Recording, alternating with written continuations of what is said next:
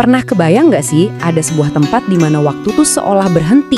Hari ini kita bakal menyelami sebuah fabel yang dalam banget dari Tanah Baduy, judulnya Monumen Iman.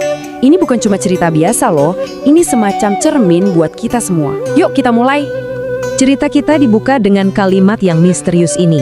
Coba bayangin, ini tuh bukan sekedar lokasi di peta, tapi sebuah dunia tersembunyi yang hidup dengan iramanya sendiri, jauh dari berisiknya mesin dan notifikasi ponsel yang gak ada habisnya.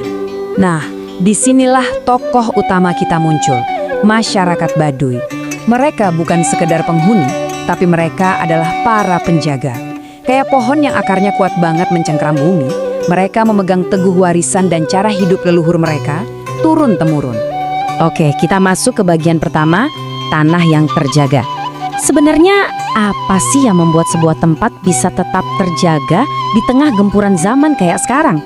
Hidup di sini itu artinya hidup tanpa listrik, tanpa kendaraan, dan tanpa layar gawai. Buat kita, ini mungkin kedengarannya kayak sebuah keterbatasan yang ekstrim banget ya. Tapi buat mereka, ini adalah sebuah pilihan sadar, sebuah komitmen penuh untuk hidup selaras dengan aturan leluhur. Dan inti dari pilihan sadar itu adalah sebuah konsep yang disebut Pikukuh. Ini bukan sekedar daftar aturan loh, ini adalah filosofi hidup. Panduan buat menjaga keseimbangan antara manusia, alam, dan sang pencipta. Kata kuncinya, harmoni. Nah, kutipan ini benar-benar merangkum inti dari Pikukuh. Hutan, air, dan alam itu bukan objek buat dieksploitasi, tapi partner yang harus dihormati. Pesan yang sederhana, tapi rasanya makin relevan aja di dunia kita yang seringkali cuma mengambil tanpa pernah memberi kembali. Tapi, di balik ketenangan ini, fabel kita ternyata menyimpan sebuah ramalan. Sebuah visi yang cukup kelam tentang masa depan yang mungkin, ya nggak sejauh yang kita kira. Fabel ini membawa kita ke sebuah masa depan distopia. Sebuah dunia di mana kota-kota menjulang tinggi, teknologinya super canggih, tapi di baliknya ada harga mahal yang harus dibayar.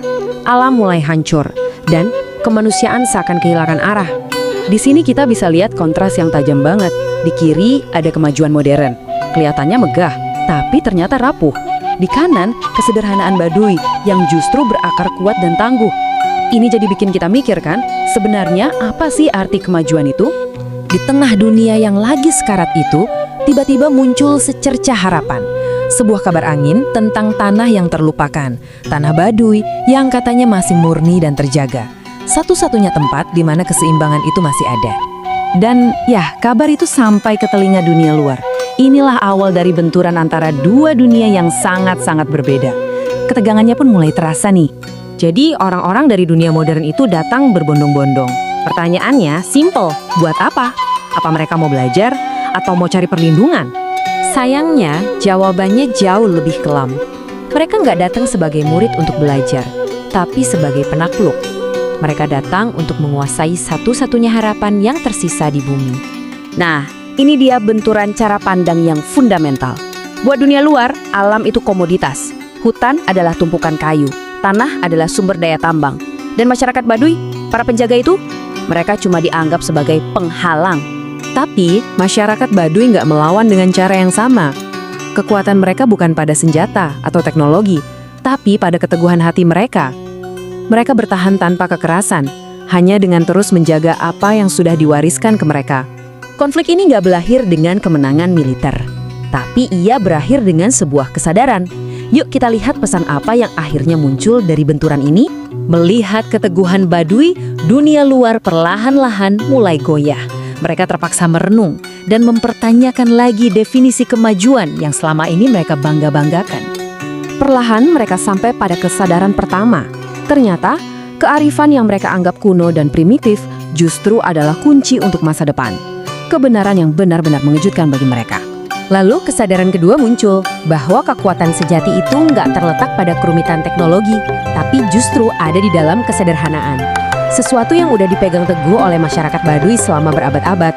Dan mungkin ini pelajaran terpentingnya. Mereka akhirnya paham kalau menjaga itu jauh lebih mulia dan berkelanjutan daripada sekedar memiliki. Sebuah perubahan total dari eksploitasi menjadi pelestarian. Tentu saja, fabel yang kita bahas ini adalah sebuah rekaan. Tapi pesannya Wah, itu nyata banget dan relevan untuk kita semua.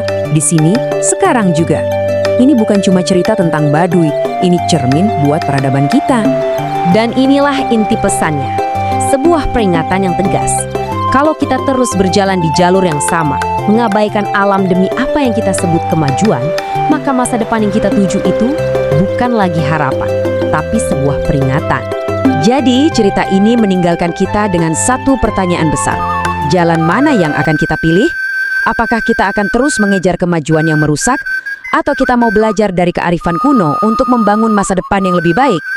Pilihannya ada di tangan kita.